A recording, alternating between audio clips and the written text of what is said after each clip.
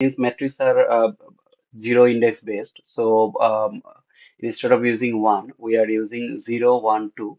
Say this is our three city. So row would be 0, 1, 2, and column would be 0, 1, 2.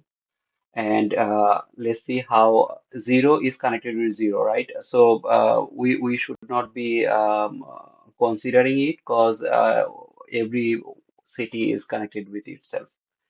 But what we can see here, 0 is 0 row, 0 is connected with 1.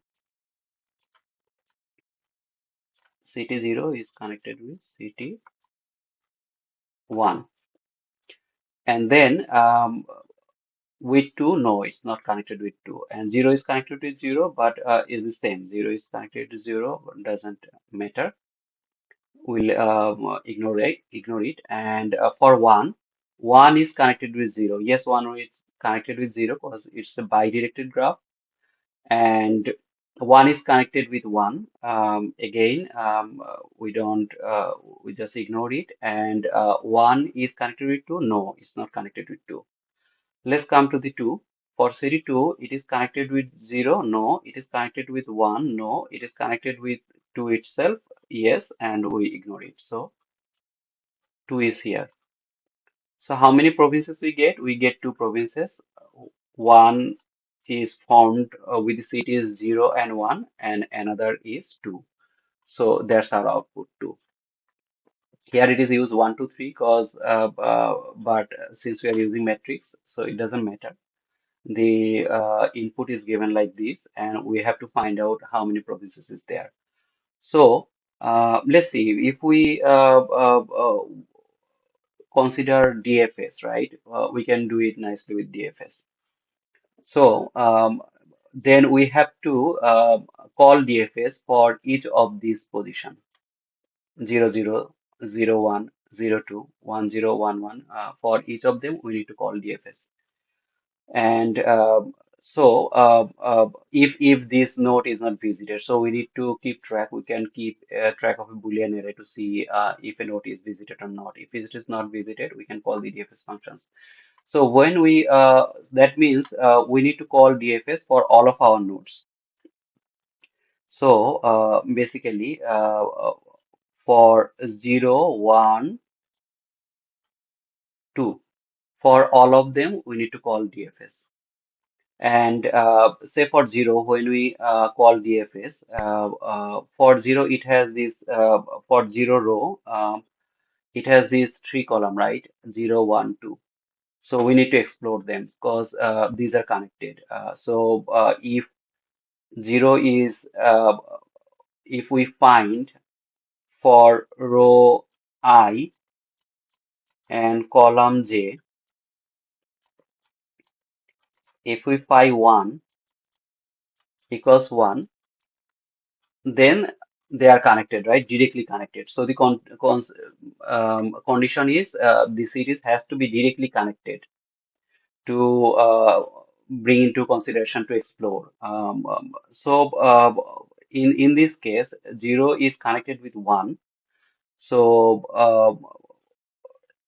cause I of 0, 1 equals 1. So we'll call DFS on 1.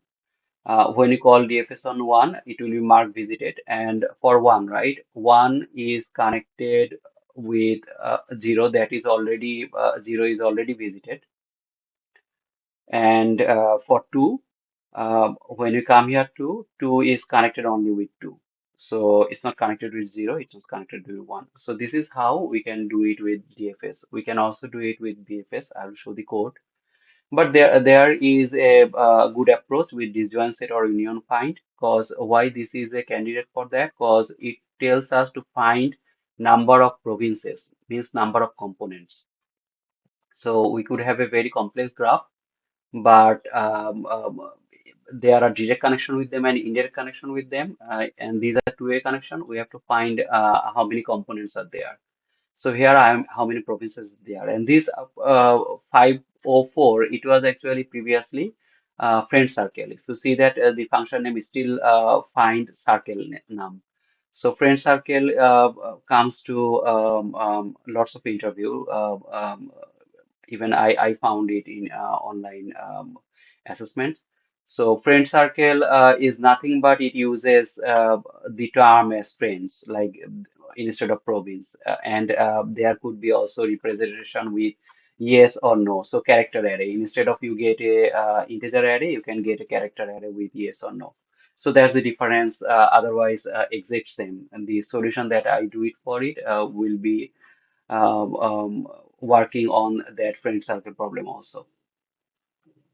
So, for why what we do in disjoint set, I had my previous video on disjoint set data structure, so I will have the link here on the comment.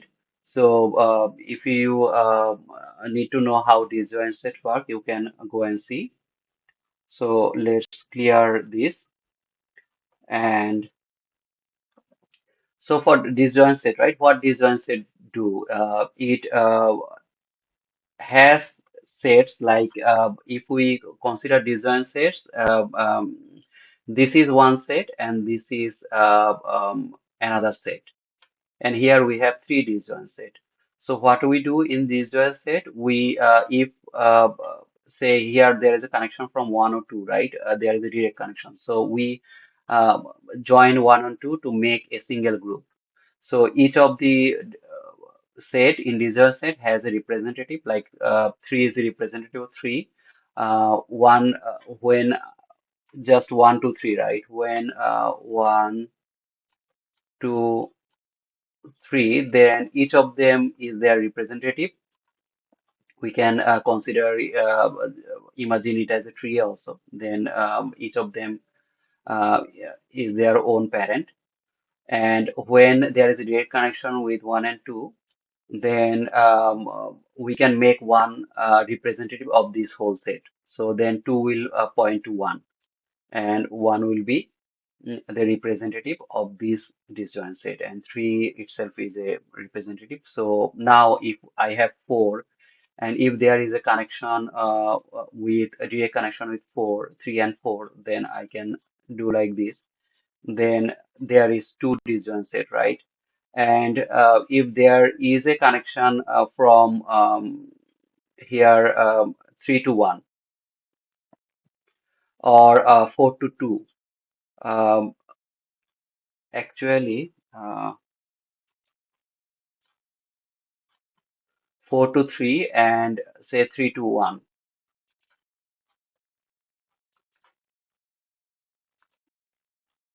If there is a connection from 3 to 1, then what we see? We can see that 1 still is the leader or the representative of this whole disjoint set. Then we'll have only one group. So in order to code it, we could do it here or we could write a separate class. So let's write a separate class for disjoint set. Actually, a inner class inside this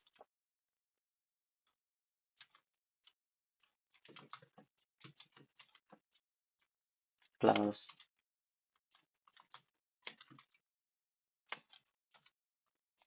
And what we will have in disjoint set, we'll take n, which is the number, and we can take count,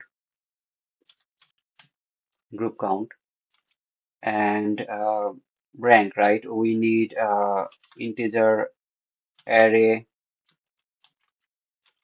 we can call it parent, which is our array of our representatives for each disjoint set, and we do a rank to balance the tree, to balance the structure for each of the set, to balance the height.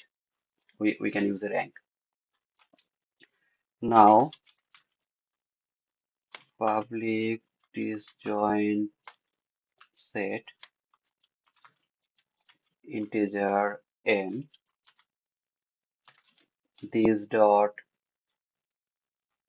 n equals n.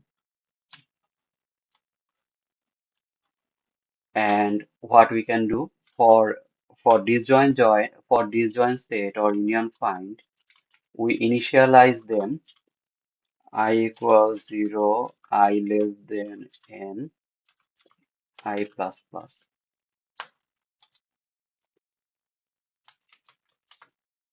Parent of I equals I. So for each element, as I said, like initially, parent of one would be one, parent of two would be two, parent of three would be three. This is how we know that some node is merged with another node or not.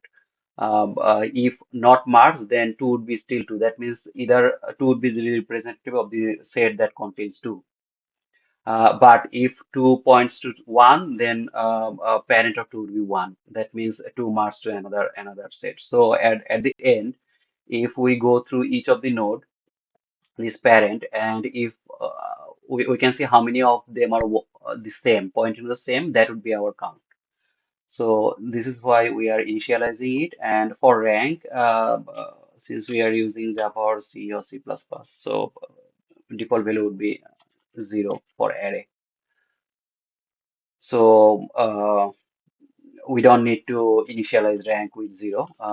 We because array will be initialized with 0 itself, and we have find integer x. So given a element, we want to say given 2, right? We want to find the representative of this set. So how do we find it? This is our 2. Um, if x not equals parent of x. So what is the condition? Condition x not equals parent of x. That means if 3 is 3's parent, then 3 is the representative, right? If but here in this case, you see it, 2's parent is 1. So that would be true. If not that one, then we say parent of x equals, we call this find recursively, and we pass the parent of x. So what will happen here? Um, So for this example 2, right? So parent of 2 is 1. So we'll pass 1 here, and this is parent of 2. When you pass 1 here, parent of 1, it will come here, and parent of 1, um, parent is 1, right? Parent of 1 is 1. That means it will return from here, uh, and it will. So this parent of 2 would be 1. This function will return 1. And finally, we can return this parent. Return parent of x.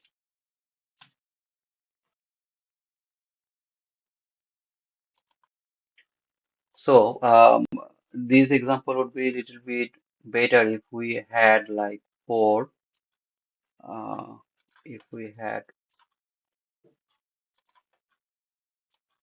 4 here pointing to 2, and if we had 5 here pointing to 4, then when we call for this 5, right, parent of 5 would be 4.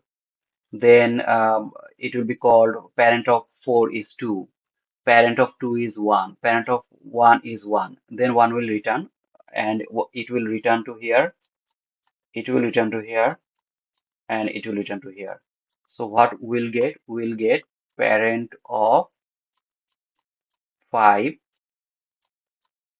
equals 1. So if you see that here we are using this array directly, right? That the array value is getting changed. So this is how we are saying it is a path compression.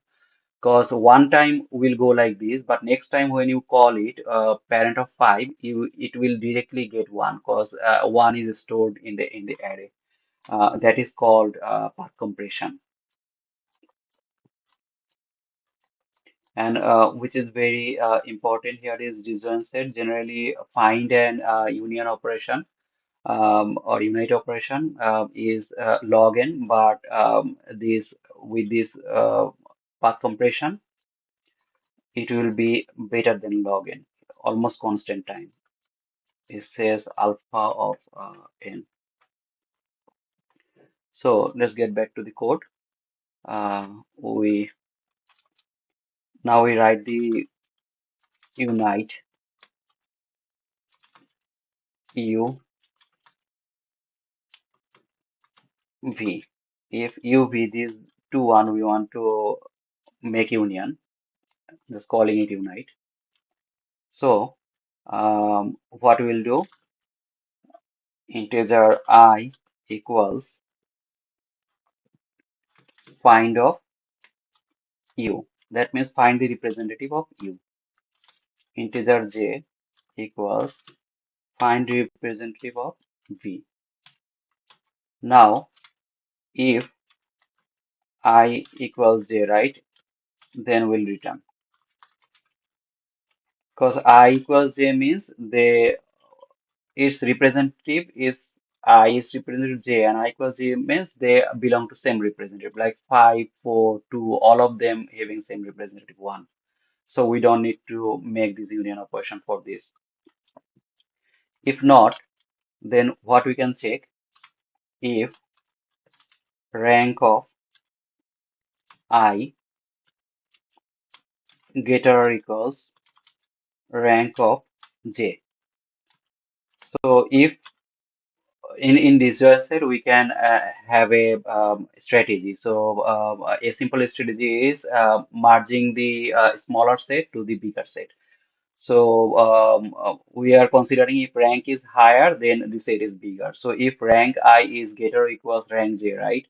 Then what we'll do, parent of J would be I. That means J will point to I. Um, and equals, right? So if let's do here or else what? It would be getter equals, that means rank I is less than rank J. If rank I is less than rank J, then parent of I would be J, because J is bigger now. And here one thing is getter equals. So what is for the equal? So if rank I equals rank of J, then we'll simply rank of I plus plus. We'll increase the rank of I if rank of I equals rank of J. So that's it. With rank and path compression, union function is not much complicated. Is if you see that we're finding the representative of the set for with element for element U, we are getting I, and for V we are getting V, and we are merging them, right? We are doing the unit operation. Now let's see how. So there is one more, right? Group count, integer get province count,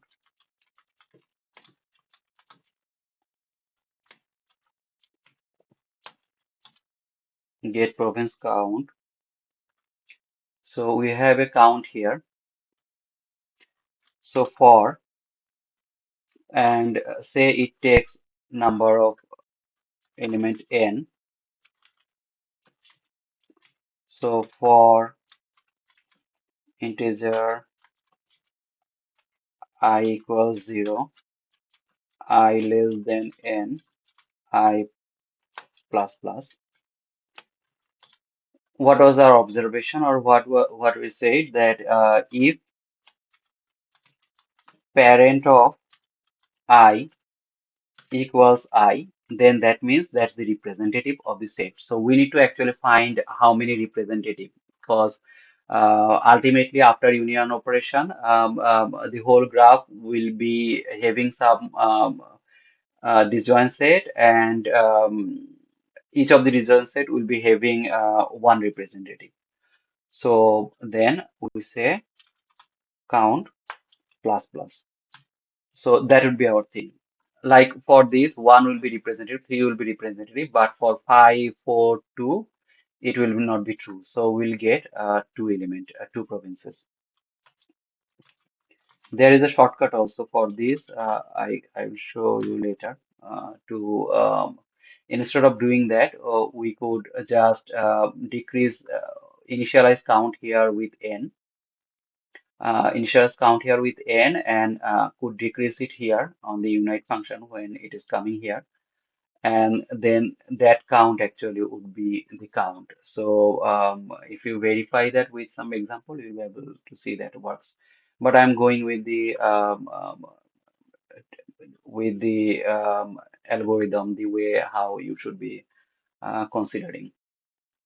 Now let's say how we call this, and it wasn't necessary to write a different disjoint set. You can do this in the same class, solution class. I'm doing it. You can utilize it in another program, or yeah. Otherwise, you could do these things here. So what we'll do here,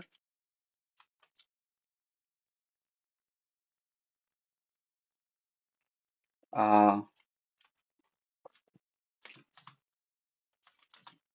disjoint set ds, and here integer n equals is connected dot length, and uh, ds equals new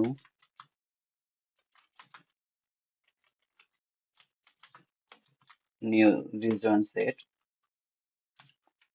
We pass the n here, and now um, for here we need to call the unite function for the edges. So how we will get the edges, right? So for each I, we'll have a j, I less than n, I plus plus, and for j, this is a bidirectional graph. So what we can do, we can make it a little bit efficient to make I plus 1. Because 1 points to 2, 2 points to 1. So we can make it efficient, not calling union for 2 times 1 and 2 and 2 and 1, or 1 or 0, 0 and 1. Instead of, if we make j just the next to I, because I to and j equals it, we don't consider it, we just ignore it. So that's why if we make j I plus 1, we'll have less call to this unit function, and still it will be working as it is. So send j plus plus, and now here um, if connected, right? If is connected, and one thing to consider, we don't need to use any visited array for disjoint set or union find. We need to do it for DFS and BFS, not here. So if is connected, I j equals 1. If they are directly connected ij, then we call this ds dot unite. We call this one unite with I and j as unv. So this is our unite call for the directly connected cells. And finally, when we call this unite, it will call this find, and then there will be groups, and we can actually get this count.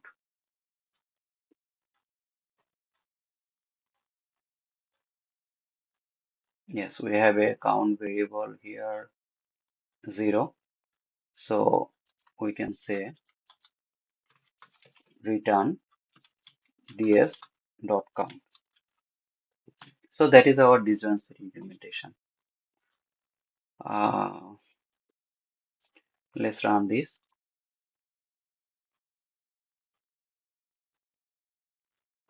Okay.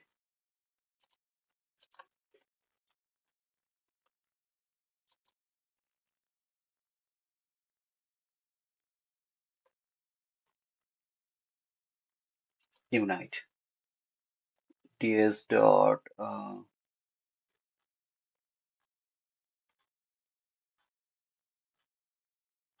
we are calling it here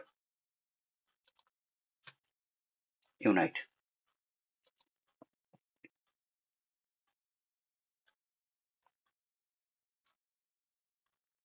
Oh, it's not actually count, is ds dot get province count, and we need to pass in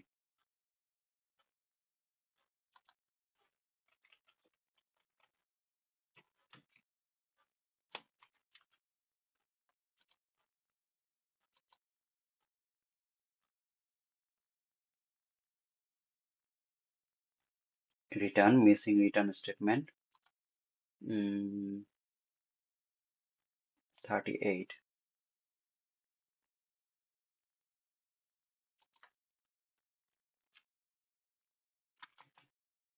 Oh, this unite actually is void. We don't need to return from the unite or union function.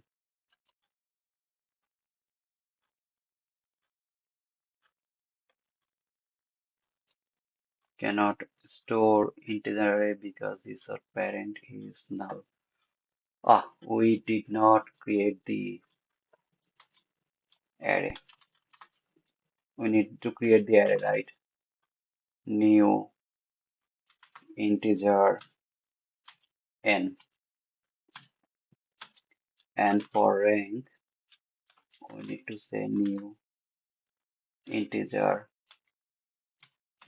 n. We haven't initialized the array. We didn't create the array, create the variable only. So,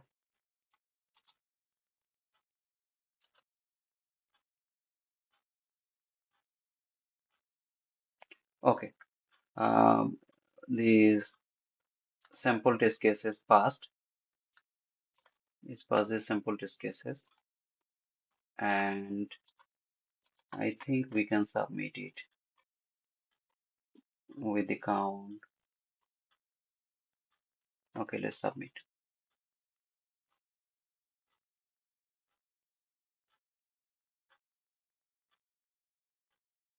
Okay, it got accepted. It took 1 millisecond to run, beats 88.78% of all submissions, and memory-wise, it beats 55.98% of all the submissions. So it's efficient.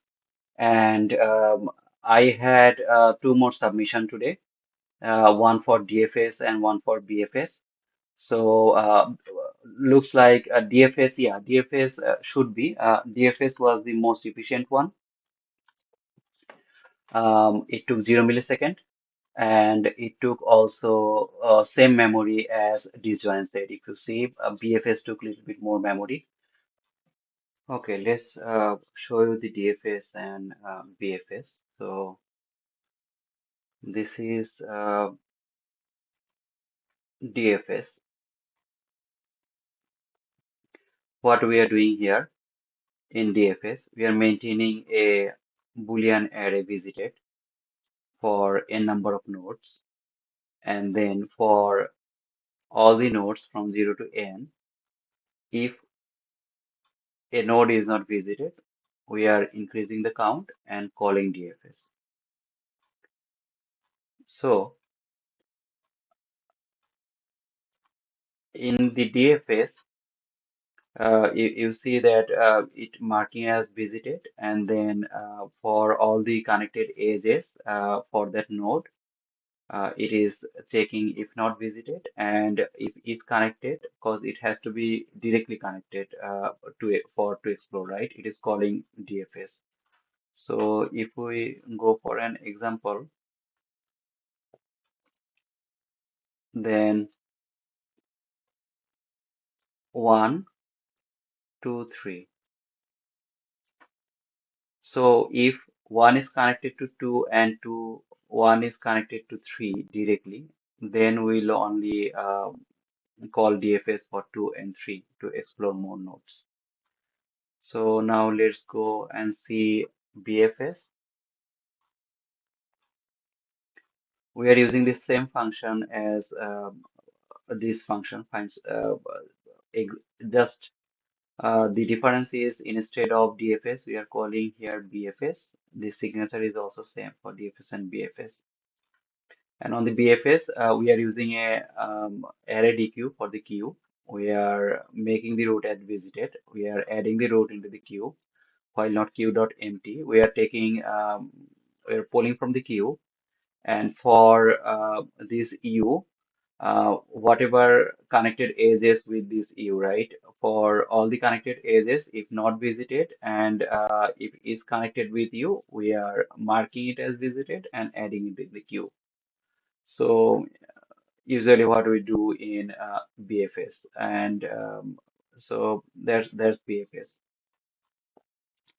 Now let's do time space complexity analysis for all of them. For DFS, time complexity is O(n) square, cause for each of the node from 0 to n, we are exploring all the connected edges with that node. So that's why it is O(n) square, and space for recursive stack, it is O(n).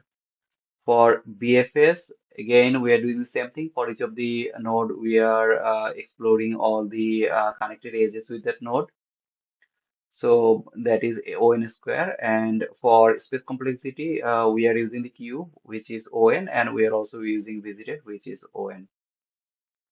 And for disjoint set, right, or union find.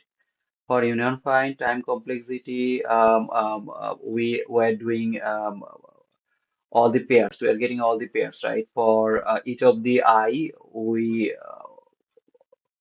were going through all the J's, which are actually making the edges with I. So we are using O(n) square. But for then, this O(n) square, we are also doing the union function. So union function's complexity is alpha of n. This alpha is a alpha of n is a inverse Ackermann function, which grows very slowly, is almost like constant time or a near constant time. So this is the time complexity for disjoint set. And space complexity is O of n, because we are using parent array, we are using rank array. So all of those array length is n. So